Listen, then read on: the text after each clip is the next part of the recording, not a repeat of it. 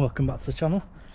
This morning, greasing the mower, pumping the tyre up, got a nightmare of a slow puncher, and then I've walked the rape, I've got the gas gun out. So, see what we're up to start this week. Hope you enjoy it, and don't forget to subscribe to the channel, give the videos a little like, that'd help us out a lot. So, what's the rape? Pigeons on it. So I think we've nearly got away from the flea beetle. See that it's really green over, which is volunteer barley.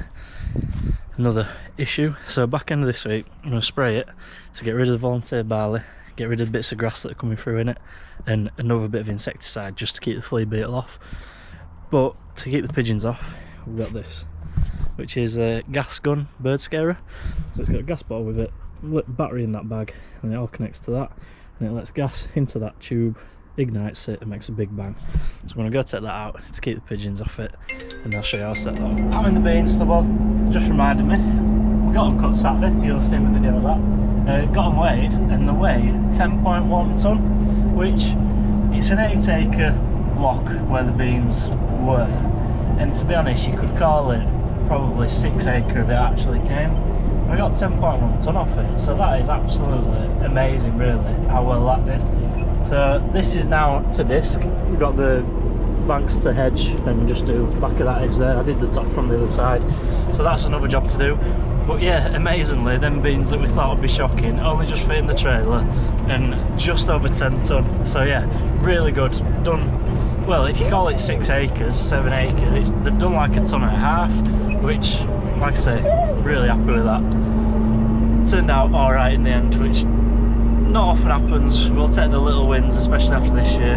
So yeah, that's something else. I'm just heading down this headland now, the ditch between the beans and the rape. Rusty's looking at the partridges that are just running up there. He's watching them. Now I'm going to drop the gas gun halfway up the field in this ditch, and I'll have to hide it because if anyone comes past, they do tend to steal them and take the wires off and everything. Rusty's been annoying now because of the partridges.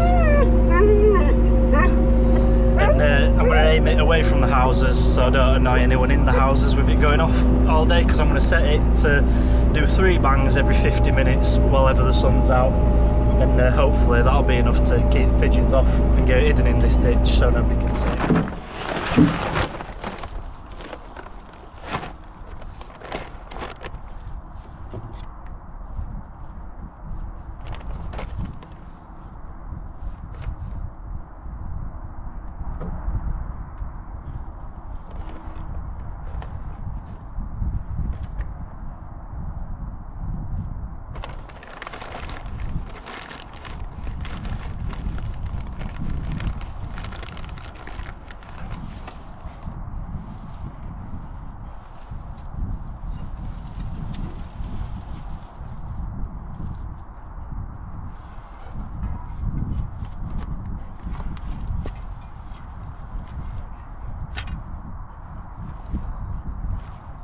So I've got the battery in the bag so it don't get wet, gas bottle down in there so it's sort of out of sight.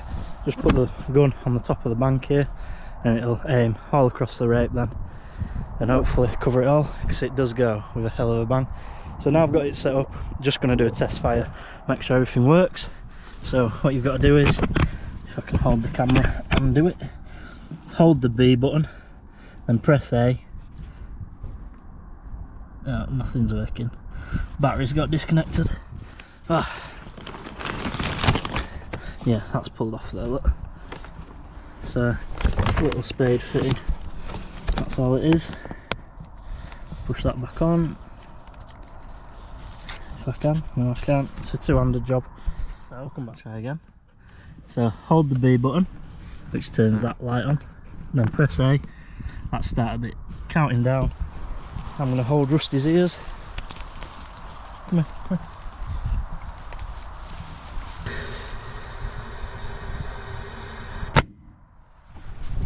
Hell of a bang. It'll do 2 more of them, and then that's set up and working. The gas guns are the most temperamental things I ever known. Fired 2 shots and then stopped igniting, so I'm going to come back now, find a screwdriver to take the back off. I'm guessing a wire's come off the igniter. All it is a spark plug, but there'll be a wire dropped off somewhere. So temperamental. I've got Robinsons on spreading today, big 6250 there. 2 more of them up there and a digger loading them. some outfit. Took the back off, gave all the wires a little waggle, and it's working again. You need to be more heavy duty, because when it goes off it don't have to jolt it back. But hopefully there should be, in another couple of seconds, another shot. Oh, it's not fired. It's let the gas out, but it ain't fired. Took it to bits again, give them all another waggle, and it seems to be working. I'll just have to get my grandpa to listen out for it working today while I'm out mowing, and maybe bring it back in the morning and solder all the fittings together so they can't come off. But if you want to like really ruin your day, go and set up a gas gun, because that's all they ever do. I've had the afternoon out mowing, it's gone alright. Pretty wet in places, surprisingly, so glad we changed the wheels over, got back onto the grass tyres, and its sun's just setting. It's actually really nice, you just can't see it for that hedge. And I've just come up to block this gateway back off after Robinsons have spread them up for hoofs. There it is, look, golden hour. So we had to open the gateway. We put like a bit of an old trailer chassis and dolly in the gateway, because that's where vehicles keep getting on and going everywhere. So I'm just going to put it back now they've finished, and then that's me done for the day. Oh, and just as I was driving up here, I heard the gas gun. So amazingly, it's working. I don't know if it's been working all day or if it just happened to work as I drove down here, but it is working. I'm going to go double check it in the morning. This is the old dolly. You see it's upside down, that's like the turntable of it. I think that would make a pretty cool outdoor table to eat from if you greased all the like rotation bit up and made it so it spun. You could have a barbecue outside on that, spin the thing round to serve food from different ends of it. It'd be mint like they have at, I don't know, Chinese restaurants and stuff like that. But anyway, this is going to block this gate off. Gate locked, back to the yard, pack up, and then we'll see you tomorrow. Out mowing again today, just on the last bit. It's making a real nice job, striping it really nicely. Got that main pitch done over there. And a real nice striping inside the job. The grass growth has started to slow down now with the colder weather and not as long days, so that's helping this job out quite a lot. But I've still got to do it, still keeping on top of it. So that's what I'm doing at the minute, and then when I've done this, I've got some white lining to do, because my dad's, that's normally his job, but he's away for a few days this week. He's treating himself and my mum to a nice few days away, which he deserves after working every day for the last few weeks. So that's good, and we're getting sorted here, so he's got nothing to worry about.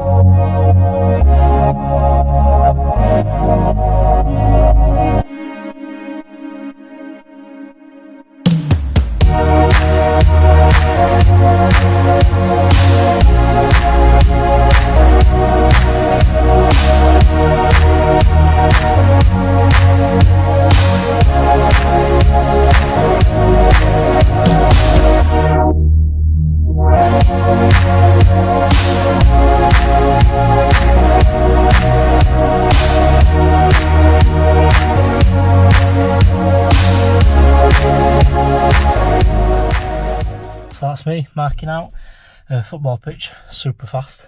Don't actually happen that quick, I wish it did. But yeah, that's how we do it. So that's it for today. We'll see what's happening tomorrow. It's Wednesday. I've been out with the hedge cutter all morning, just doing around the bean fields and a few other bits, a few little edges. And I think that's it for grass verges now. So I'm going to give it a quick sharpen up. I've done a bit of looking on the hedge cutters like forum on Facebook, and there's so many different opinions. Some people say don't sharpen them, some people say do, some people say sharpen the back side, some people say sharpen the top. but most say sharpen this. So I'm going to get a floppy disc on the grinder and just run across all the edges. Like there, it's hit stone or something, took the edge off. So run across all them. To be fair, they have been reversed before. I'm about ready for some new flails, and I think if I'm lucky there's a set on the pallet racking, so when it quietens down a bit might get the new set of flails on it and treat the old girl. We've got a A-frame coming for it to go into the linkage to make it a bit more sturdy, so that should make it a lot better. And then once I've got these sharpened up, I'm going to get the mowers out, and we're going grass cutting this afternoon. So I think once I've got all this, and it'll be about it for this video. It's been a bit steady, to be fair, because my dad's been away, so I've been doing grass cutting and marking out, which isn't the most interesting of things, but I've tried to make a video of it anyway. So yeah, I'll get this done. And another thing I wanted to talk about was I've been looking into SFI cover crop mixers that I've been looking into, and just wondered if anyone else were doing it. Is it worth it? You get so much per hectare for putting it in. Obviously it's really good for your soil structure, putting nitrogen back into the ground, and it protects it over winter, so it's not open to the elements, and no nutrients leach out into watercourse or anything like that, and your topsoil doesn't wash away. So yeah, been looking into doing that for his pond field, but we haven't decided yet if we're putting spring barley in or a grass mix. So that'll also, if we're putting grass in it, I don't think it'll be worth the cover crop. So yeah, just wondering if anyone else were doing it and what they thought. So if you could comment below anything about the SFI cover crops and what you know about them, if it's worth it or not, that'd be a great help. Thank you.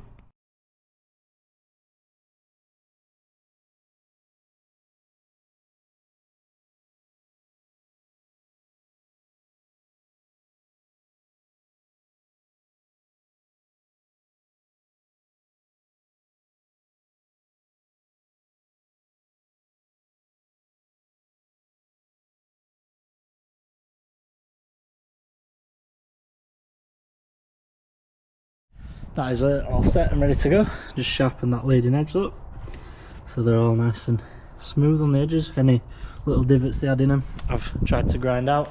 And what made me think that it needed doing is I've just done the hedge on the drive coming down to the farm, and instead of cutting them and leaving a nice finish, it was sort of smashing them and leaving them like the fibres of the branches left them really stringy on the tops. So hopefully sharpening them up will take a nice clean cut, because I've got hedges to do tomorrow all day. So should be good to go. And I've also lifted the roller, so put it closer that way, so the flails are the leading edge rather than the roller, because you have the roller down for grass and the roller up for hedges, which on new machines that's all on hydraulics, which would be nice, but we don't have that luxury, so we're just trying to do this one up a bit. Like I say, we've got the A-frame coming, which is as it is at the minute, it's quite loose on all the arms because there's that much play in the arms. I mean, it's a 2002 tractor, so it's gonna have the play.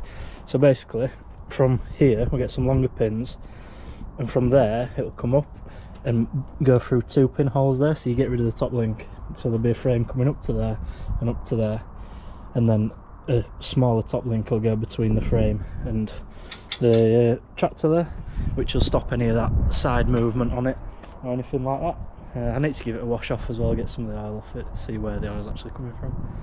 And yeah, she should be good to go tomorrow then. She's had a grease up this morning, put a couple of new grease nipples on it, so yeah. And then, like I say, winter job, get some new flails on, because both sides have had the wear out of them, and I'm sure we've got some somewhere, so yeah, that'll be a job to do. Another thing I was going to mention, me and my dad have said about this winter, we'll get a tin of Bomford yellow paint and Bomford blue paint, and we're going to try and give it a repaint and get that sticker off it there and re-sticker it, get it painted, and hopefully it'll look really good then on like new. That LED light on there, that's only half of it actually works, so I'm going to get a couple and put 2 strobes on there, and then it should be mint then. Hopefully pick a bit more work up with it as well, that would be the ideal. So it's paid for itself, but if we keep making a bit of money off that, that'd be great. That is one mower washed off, greased, and the thermostat wasn't working, so we've waggled a few wires and it's sorted it for now, so hopefully that's a permanent fix, the old wire waggle. So that's ready to go on trailer, I'll get the other one out and do that. Is another one cleaned and greased, so we're good to go.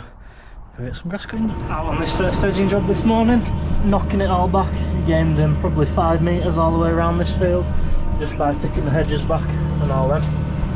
So should be happy with that. I've nearly finished now, so I'll go see them and make sure they are happy and they don't want anything else. Doing some serious field reclaiming on this job. Got all them slow berries on there, they look nice, some sloe gin. But yeah, trying to get it back to the fence from to put a new fence in at this farm. To keep them little things in, who would have them?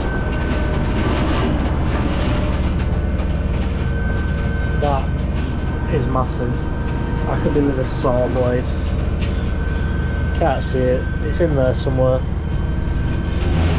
Oh, that's a big cut.